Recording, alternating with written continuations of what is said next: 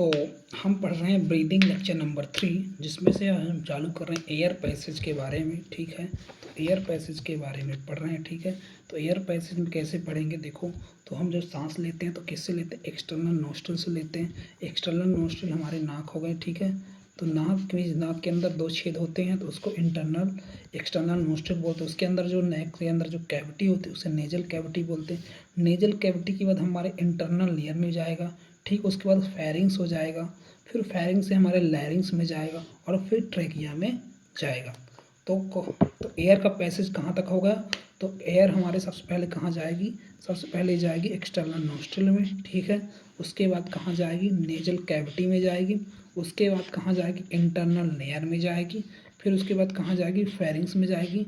फिर हमारे लैरिंग्स में जाएगी। फिर ट्रेकिया में जाएगी। अब हम ट्रेकिया के बारे में बात कर रहे हैं। ट्रेकिया क्या होती है? ट्रेकिया एक प्रकार की स्ट्रेट ट्यूब होती है। इस तरह की ट्यूब होती है। देखो, इस तरह की क्या होती है? ट्यूब होती है। सबसे पहली चीज़ क्या होगी? स्ट्रेट ट्यूब होती है। और ये कहाँ तक जाती है? Up to mid thoracic vertebrae तक जाती है। मिड थोरेसिस कैविटी तक जाती है। मिड थोरेसिस कैविटी का मतलब हो गया जो गले से चालू होती, गले से चालू होती हमारे कहाँ तक? थोरेसिस, मतलब हमारे जो थोरेसिस होता है उसके मिड तक जाती है। तो मिड तक जाती है इसलिए क्या बोलते हैं? उसके बीच तक जाती है इसलिए बोलते हैं मिड थोरेसिस कैविटी तक जाती है। ठीक है, और ट्रेकिया जो होती है वो 5th थोरेसिस वर्टिब्री। तो अपने गले से गिनेंगे थोरेसिस वर्टिब्री, मतलब वर्टिब्री को गिनेंगे तो 1 2 3 4 5। पाँचवें में क्या होती है? पाँचवें में ये डिवाइड हो जाती है ये वर्टिब्री। पाँचवें मतलब जब 5th थोरेसिस वर्टिब्री में जाकर ट्रेकिया हमारी डिवाइड हो जाती है, जिससे क्या बनता है? जिससे हमारी प्राइमरी ब्रोंकाई बनता है। ठीक है, तो प्राइमरी ब्रोंकाई बनता है। ठीक है, और जो ट्रेकिया होती है, ट्रेकिया क्या होती है? जो ट्रेकिया होती है इसमें 16 से 20 क्या होते हैं? इनकम्प्लीट कॉर्टिलेजियस रिंग होते हैं। मतलब जैसे देखो रिंग क्या होती है? देखो, रिंग हमारे कंप्लीट सर्कल होता है, लेकिन ट्रेकिया के अंदर क्या होता है? केवल इतनी रिंग पाई जाती है। इसको बोलते हैं इनकम्प्लीट और एक कॉर्टिलेज की बने, इसलिए बोलते हैं कॉर्टिलेजियस रिंग। ठीक है, और डोर्सल साइड, मतलब देखो हमारे सामने जो होता है वेंट्रल होता है और पीछे साइड जो होता है उसे डोर्सल बोलते हैं। तो सामने साइड में क्या कहती है? सामने साइड इससे रिंग दिखती है। ठीक है, बट इसके पीछे साइड रिंग नहीं होती, इसलिए डोर्सल साइड पर इनकम्प्लीट होती है। तो समझ में आया कि ट्रेकिया में 16 से 20 क्या होते हैं? 16 से लेकर 20 इनकम्प्लीट कॉर्टिलेज रिंग होते हैं। ठीक है, और इसके डोर्सल साइड पर क्या होती? इनकम्प्लीट होती है। अब हम पढ़ रहे हैं कंडक्टिंग जोन। तो कंडक्टिंग जोन क्या करता है? आपने सुना होगा कंडक्ट करने का काम। तो कंडक्ट करने का काम होता है एक चीज़ को दूसरे जगह ले जाना। उसी तरह जो हमारा कंडक्टिंग पार्ट होता है वो क्या करता है? एयर को एल्वोलाई या कह सकते हैं रेस्पिरेटरी जोन तक ले जाता है। ठीक है, तो एल्वोलाई तक ले जाता है या फिर रेस्पिरेटरी जोन तक ले जाता है। तो कंडक्टिंग पार्ट में कौन कौन सी चीज़ें पाई जाती हैं उसको देख लेते हैं। सबसे हम चालू होता है कंडक्टिंग जोन हमारे एक्सटर्नल नोस्ट्रल से चालू होता है, फिर नेजल कैविटी आती है, फिर इंटरनल लेयर आता है, फिर फेरिंग्स आता है, फिर लैरिंग्स आता है, फिर ट्रेकिया आता है।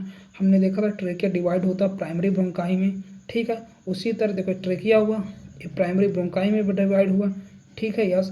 इसी तरह ये क्या करेगा? ये भी हमारा डिवाइड होगा इस तरह करके। तो ये हुआ हमारा सेकेंडरी ब्रोंकाई।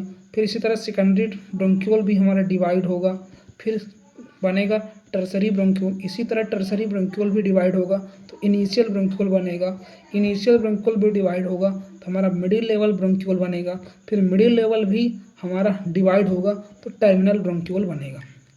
तो हमने क्या पढ़ा? हमने पढ़ा कि जो हमारा कंडक्टिंग जोन होता है वो एयर को ले जाने का काम करता है। तो कहाँ से ले जाता है? सबसे पहले एक्सटर्नल लेयर से लेता है, एक्सटर्नल नोस्ट्रल से लेता है, फिर नेजल कैविटी में ले जाता, फिर वहाँ से इंटरनल लेयर ले जाता, फिर फेरिंग्स में जाता, फिर लैरिंग्स में जाता, फिर ट्रेकिया में जाता, फिर प्राइमरी ब्रोंकाई में जाता, फिर सेकेंडरी ब्रोंकाई में, फिर टर्सरी ब्रोंकाई में, फिर इनिशियल ब्रोंक्यूल में जाता, फिर मिडिल लेवल ब्रोंक्यूल में जाता है, फिर हमारा टर्मिनल ब्रोंक्यूल में ले जाता है। तो यहाँ तक हमारा होता है कंडक्टिंग जोन।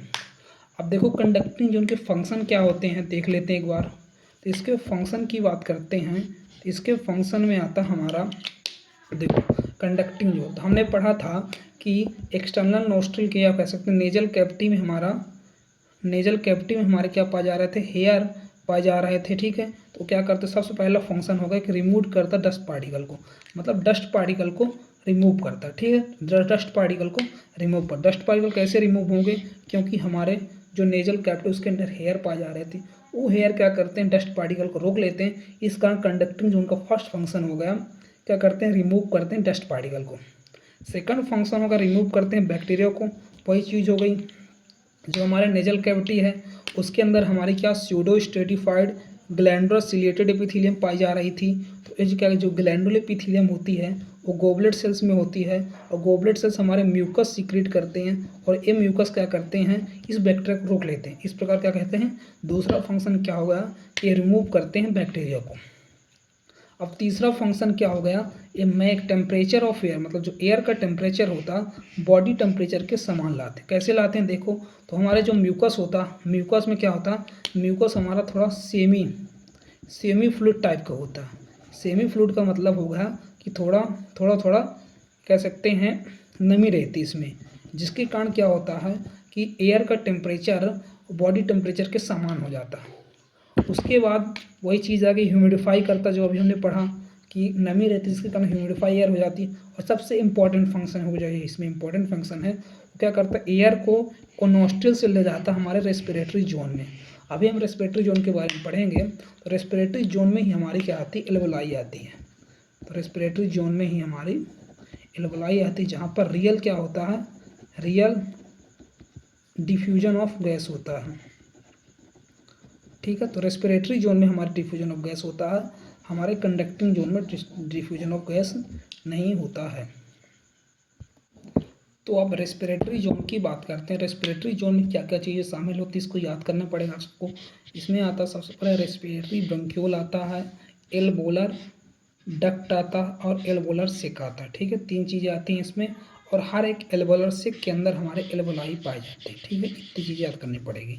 तो इसका फंक्शन क्या है, इसका फंक्शन ये है कि यहाँ पर डिफ्यूजन ऑफ मेम्ब्रेन, डिफ्यूजन का मतलब हो गया, डिफ्यूजन का मतलब होगा सिंपल सी बात,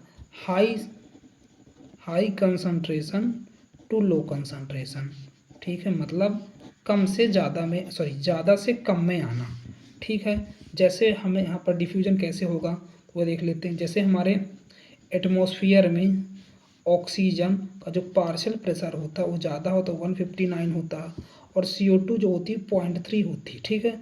और एल्वोलाई की बात करते हैं, एल्वोलाई के अंदर पढ़ेंगे हम बाद में, इसके अंदर 104 हमारा पार्शियल प्रेशर ऑफ ऑक्सीजन होता है, और इसके अलावा बात करते हैं जो पार्शियल प्रेशर ऑफ CO2 होता कितना होता है, वो हमारा 40 होता है, ठीक है। देखो पार्शियल प्रेशर कहाँ का जाता है, एटमॉस्फेयर में 159 ऑक्सीजन का, इस कारण अंदर से आई, बाहर से अंदर आएगी क्या, हमारी ऑक्सीजन, ठीक है।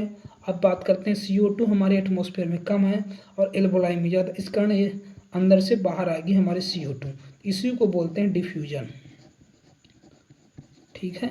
इसी को बोलते हैं डिफ्यूजन। तो रेस्पिरेटरी जोन का मतलब समझ गया, रेस्पिरेटरी जोन का फंक्शन क्या होगा, डिफ्यूजन करता है गैसेस का, ठीक है। और इसमें क्या क्या शामिल होता है, इसमें रेस्पिरेटरी ब्रोंक्यूल होता है, एल्वोलर डक्ट होता है, एल्वोलर सिक होता है, और एल्वोलाई होती है।